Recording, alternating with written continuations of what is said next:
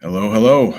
Hope everyone is doing well. I'm recording this pretty early on a Monday morning. We'll try to go about 10 minutes, get a little further in the medicine bag. Part three. Hope everyone had a good weekend. My weekend went off without a hitch pretty well. Went to visit my son, saw him play a couple hockey games, and I hope everybody's fishing trips went well. I think there were like 3 or 4 people that went on fishing trips. Hope you caught some good stuff. Hope the sleepovers for birthday parties and all that stuff went well.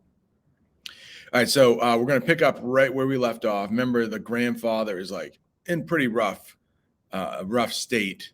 He's getting some soup. The doctor has come to visit. Doctor's gone. Now they're going to talk about like, how'd you get here? And one of the first questions we're going to try to answer here is right on the side. Can you see that? I'll put my glasses on. But it says right there, close read, annotate. So the author uses language here in paragraphs 31 to 32 to talk about how difficult the grandpa's journey was.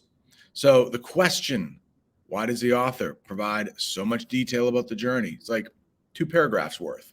And then what can we say about grandpa? Like what kind of person is grandpa? All right, we ended on 29 right up here. Grandpa relaxed, and in between sips of soup, he told us of his journey. Soon after we visited him, Grandpa decided that he would like to see where his only living descendants lived and what our house was like. Besides, he admitted, sheepishly, he was lonesome after we left. Sheepish, embarrassed. I think if you own a dog, I think one of the best ways to like visualize sheepish dogs when they get in trouble and they know they've been in trouble, that face they make, that guilty face, you could say that's a sheepish look, even though it has nothing to do with sheep. But I don't know why it's called sheepish. All right. In the middle of the page there, paragraph 30. I knew that everybody felt as guilty as I did. Person versus self, guilt, person versus self, especially mom. Mom was all grandpa had left. So even after she married my dad, who was not an Indian, and after Cheryl and I were born, mom made sure that every summer we spent a week with grandpa. I never thought that grandpa would be lonely after our visits, and none of us noticed how old and weak he had become. Oh, little typo there. He had become. But grandpa knew, so he came to us. He had ridden on buses for 2.5 days. When he arrived in the city, tired and stiff from sitting for so long, he set out walking to find us. Paragraph 32. He had stopped to rest on the steps of some building downtown, and a policeman found him. The officer took Grandpa to the city bus stop, waited until the bus came, and then told the driver to let Grandpa out at Bellevue Drive. After Grandpa got off the bus, he started walking again, but he couldn't see the house numbers on the other side, so he walked on the sidewalk. When he walked on the sidewalk. So he walked in the middle of the street, and that's when all the little kids and dogs followed him. I knew everybody felt as bad as I did, yet I was so proud of this 86-year-old man who had never been away from the reservation, but who had the courage to travel so far alone. All right, so maybe we should talk now about that journey. Why does the author go into such detail? We know this man is 86. I'll pause here. Maybe we're back. But yeah, I think just to show, hopefully somebody said it. A couple of people said it, probably, excuse me, better than I did. But like this man is old. 86. You can say somebody is young in their 50s, like, oh, yeah, they look pretty young. They're young. They're a young 50. They're a young 60. I don't think there's any young 80-year-olds. 86. So, he's closer to death than most people, right? And to be on I don't know, has anybody, maybe I'll pause here, and has anybody ever had to take a bus journey, like a long bus journey? I've taken a bus journey that was 36 hours long from Maine back down to Alabama. Maybe I can tell that story off camera. But and I did that when I was like 27. It takes a lot out of you. So I can't imagine being 86 years old and having to go through all that. 34, right? Yeah.